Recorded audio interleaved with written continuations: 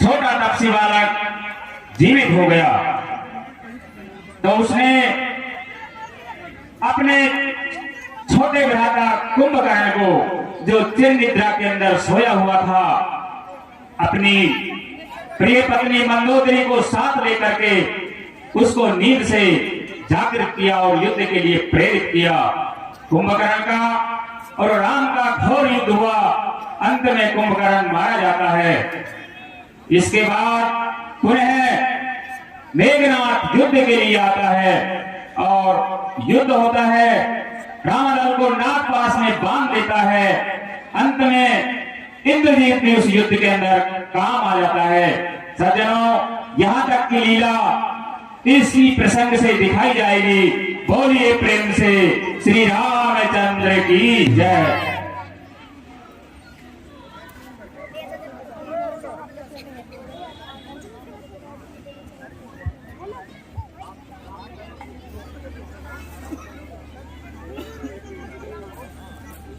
हे प्रभु, हमारा जो संधि का प्रस्ताव था वो रावण ने नहीं माना। अब तो युद्ध निश्चय है। हे तात्विक्षण, आप लंका के विषय में अधिक जानते हैं, अतः आप ही बताएं अब हमें आगे किस प्रकार से आक्रमण करना चाहिए। हे प्रभु, देखिए जब बुद्धि अंतिम विकल्प रह गया है तो हमें अपूर्ण युद्ध कौशल से लड़ना है। हे प्रभु, लंका के 4 दरवाजे हैं, अतः हमें अपनी सेना को 4 भागों में विभाजित करके और एक साथ चारों तरफ से उसे घेर लेना चाहिए। तभी लंका नगरी चारों तरफ से घिर जाएगी, अगर आवागमन बंद हो जाएगा तो वो निश्चय ही बाहर निकल आएंगे। बहुत अच्छा तात्विक्षण।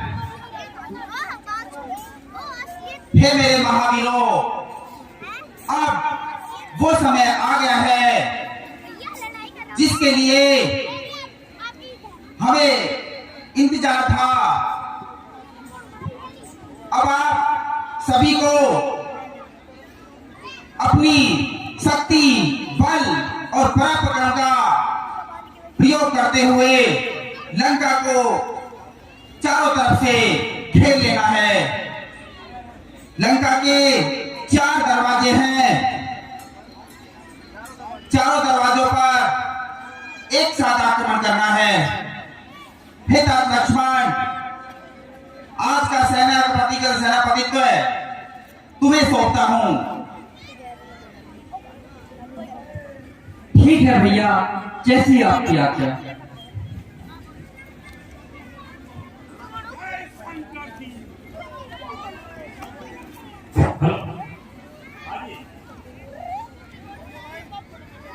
चलो ये खोल दे दो, ये दूध खाकर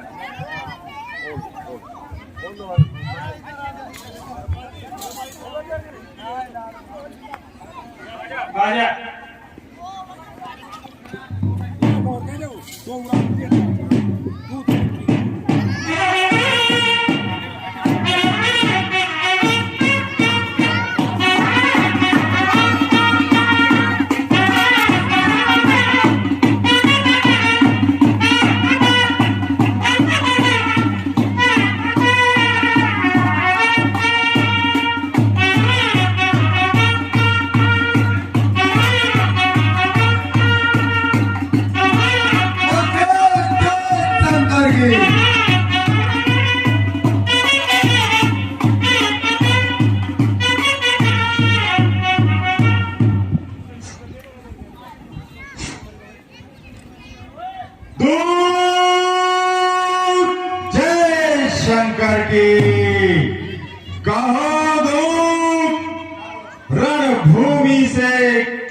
समाचार लाए हो?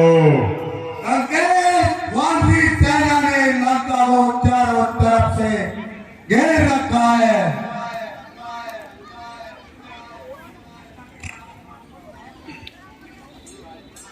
अच्छा, वानरी कटक ने मेरी लंका के चारों द्वार घेर लिए।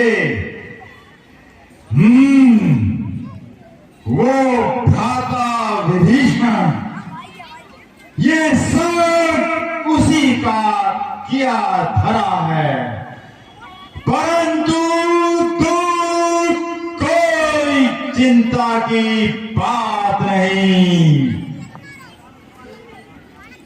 मैंने पहले ही लंका के चारों दरवाजों पर मेरे महाबली योद्धाओं को नियुक्त कर दिया है।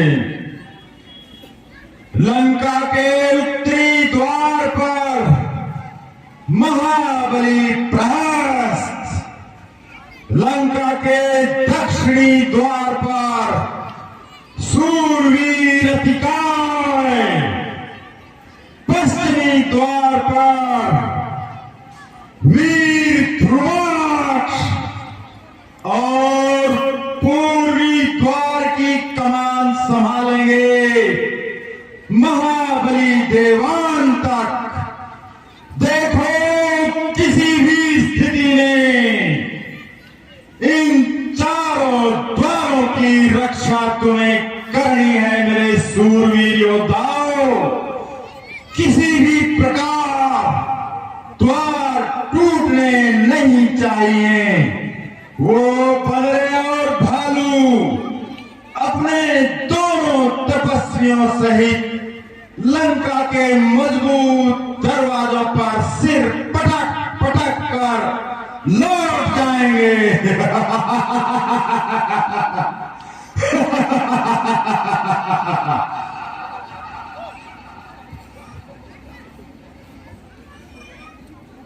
अच्छा आदेश लंकेश, हम ऐसा ही करेंगे। आजा।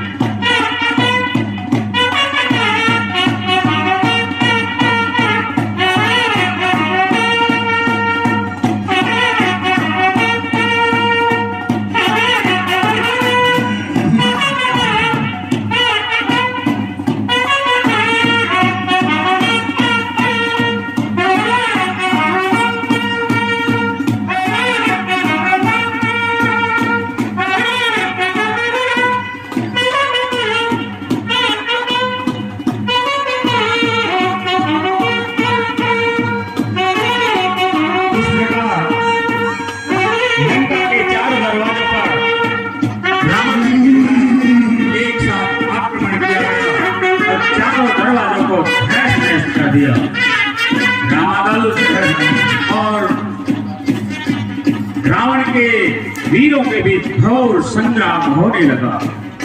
तलवारें खनकने लगी, तीर धनुष टूटने लगे, गदाओं की टंकार गूंजने लगी, चारों तरफ हाहाकार मचने लगा।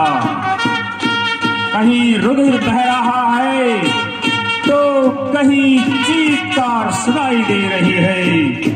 इस प्रकार का राम और रावण की सेना के बीच घोर संग्राम ये प्रथम दिवस पर देखने को मिला। यहाँ तक कि देवलोक के सारे देवता इस अद्भुत दृश्य को देखकर चकित रह गए।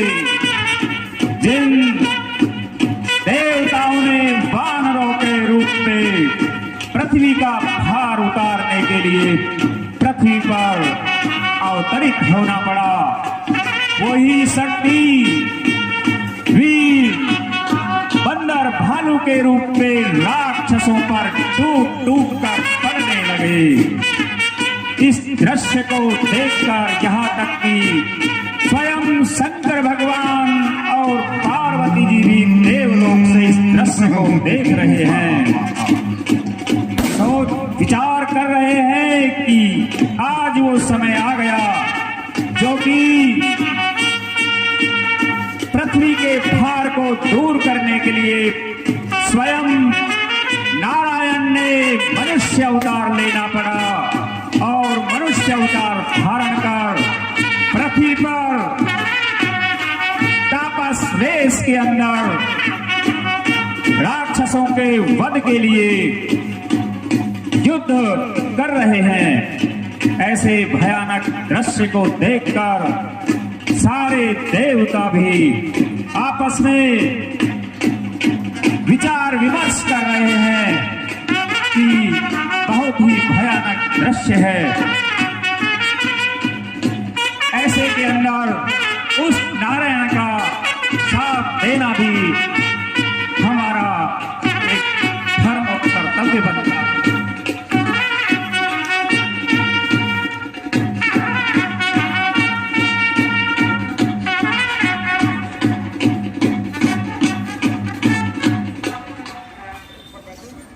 इस प्रकार रावण के चारों दरवाजों पर प्रहस्त, अतिकाय, दुर्वाक्ष आदि जो तैनात थे, जिनके बीच रामादल के बीच युद्ध चला, अंतोगत्वा चारों योद्धा रावण के मारे गए। अब रावण इस समाचार को सुनकर आगे की अपनी रणनीति तय करता है। इस प्रकार आज की सेना का सेनापतित्व सेना भार दिया जाए।